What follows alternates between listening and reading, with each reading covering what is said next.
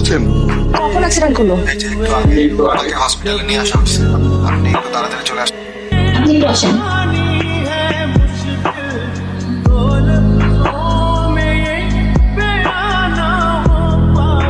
দাদার মতো কিছু হয়নি, বেঁচে আসছি।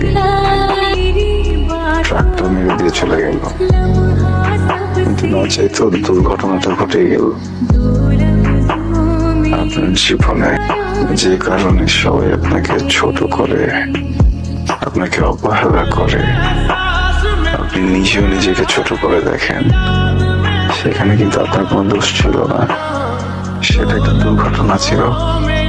বিশ্বাস করেন, পৃথিবীর কেউই দুর্ঘটনার বাইরে নয়। পরিষ্কার করে একটা কথার উত্তর দেবেন, এই হাত পা ভাঙা ছেলেটাকে বিয়ে করবেন?